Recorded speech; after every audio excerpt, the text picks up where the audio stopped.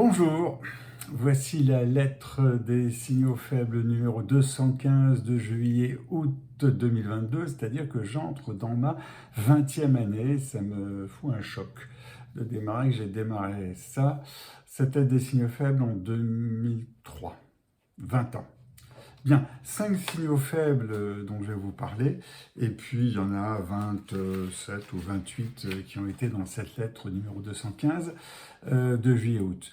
Le premier signal faible, c'est il y a quelque chose de messianique dans notre époque. Vous avez une vidéo là en dessous qui a été enregistrée, vue pas mal de fois. Donc je vous recommande d'aller l'écouter et la regarder.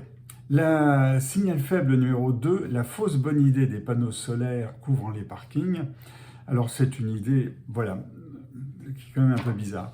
Pour multiplier les énergies renouvelables, notamment par le photovoltaïque, le gouvernement recherche tous les terrains à couvrir de panneaux solaires, dont les parkings, ce qui représente 90 à 150 millions de mètres carrés, et cela produit 7 à 11 gigawatts.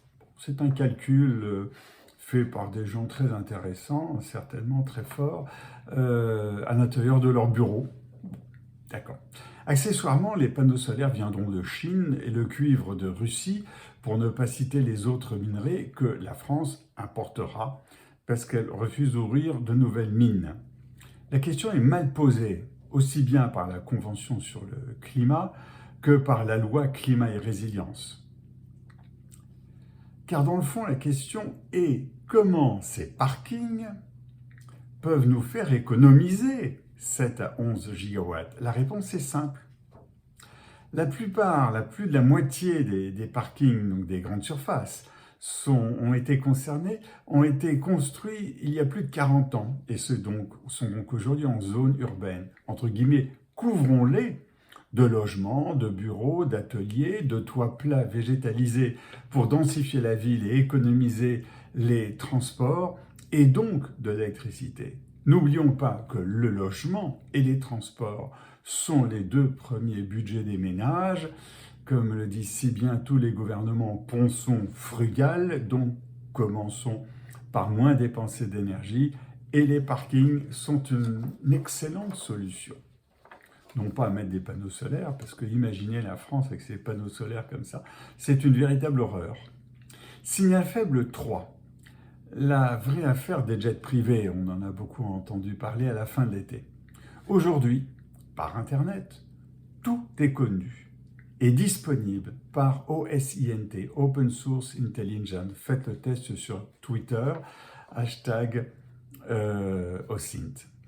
Vous pouvez tout savoir des déplacements de trains, de bateaux, d'avions, l'évolution des voitures sur vos parkings, sur vos goûts, vos amis, comme le fisc peut connaître votre piscine, votre yacht et vos vaches. Bref, tout est disponible gratuitement. Les traders et les hedge funds s'en servent pour suivre les investisseurs qui ils visitent, quand et à quel rythme, et ainsi ils découvrent la cible qui va être achetée ou vendue et les dévoiler à ce moment-là, quelque temps plus tard officiellement, parce qu'ils auront fait leur profit. Curieusement, des écologistes se sont servis de ces mêmes outils capitalistes pour dénoncer les déplacements en jet privé. Les personnes suivies envisagent, depuis quelque temps maintenant, d'anonymiser leurs propriétés et leurs déplacements, c'est-à-dire qu'ils vont voyager sur des compagnies aériennes sans qu'on sache qui est dans l'avion, ce qui est une solution jusqu'à la faille suivante, parce qu'il y aura une nouvelle faille. Quelle est cette dernière faille? Nous le saurons bientôt. Signal faible 4, nous avons été des enfants gâtés. En avons-nous conscience? J'ai conscience, moi, que cette expression, je l'ai déjà utilisée, mais sincèrement, j'ai l'impression qu'on ne réalise pas comme nous sommes des enfants gâtés. Que l'on se réfère à 1950 ou 1990, nous sommes des enfants gâtés. L'alimentation comme l'habillement est de moins en moins cher.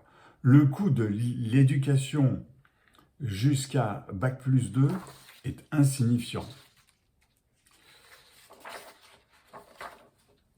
Nous poursuivons, nous parcourons chaque année plus de kilomètres en voiture, en train, en avion. Nous sommes des enfants gâtés. Notre reste à charge en santé, tout au moins en France, en pourcentage, est de plus en plus bas. Notre temps de vie, de sommeil compris, notre temps de vie au travail est de plus en plus bas, 40% en 1950, 11% en 2020. Nous vivons plus vieux et en bonne santé. Nous sommes des urbains de plus en plus hors sol, et lorsque nous parlons du sol, ce n'est pas à partir de la terre que nous travaillons, mais à partir d'une connaissance universitaire d'ingénieurs et de chercheurs qui souvent manipulent des ordinateurs. Dès lors, le futur est souvent très théorique, loin du quotidien de l'homme. Et si nous étions plus des enfants gâtés, je vous suggère cette base de réflexion pour réfléchir à ce sujet. 5e signal faible, Amazon est en forte secousse. En janvier 2018, j'affirmais que la logistique était le talon d'Achille d'Amazon dans un article des Échos. La croissance de 2020-2021 a été exceptionnelle. 2022 est bien plus modeste, notamment à l'international. L'abonnement de Prime augmente en gros de 50%, le prix du pétrole est très impactant sur la logistique, car Amazon est devenue une entreprise de logistique, et même hors inflation, le coût du personnel est en forte croissance. Amazon, dès lors, décale son centre de gravité économique pour moins dépendre de la logistique. La place de marché, qui de plus en plus doit assurer les livraisons, augmente plus que les ventes directes en valeur absolue. Prime Video doit devenir un centre de profit complémentaire de AWS, donc du cloud, de la publicité et des places de marché. En revanche, cet été, Amazon se renforce dans la santé avec les cliniques, des cabinets médicaux de One Medical, vise une sorte de Doctolib et renforce sa branche Devices avec les aspirateurs robots Roomba et ferme Amazon Drive. Et là, c'est vraiment intéressant. Je vous encourage à surveiller comment comment pèse l'activité logistique d'Amazon, qui est son talon d'Achille. D'ailleurs, depuis la rédaction de ce papier, il y avait toute une réflexion sur le coût de l'aérien chez Amazon, qui devient effectivement assez monstrueux. Bien, voilà pour la partie freemium. Pour ceux qui ont la partie premium, c'est-à-dire les abonnés payants, eh bien, on embauche, bourrer les facs ne sert à rien sinon à frustrer, l'hydrogène, la fausse affaire du siècle, sauf si, le top départ des voitures autonomes approche, c'est la fin des constructeurs européens, les nouveaux transporteurs autonomes et la vie, voilà, plein de choses comme ça. Bien, je repars en plongée et à très bientôt.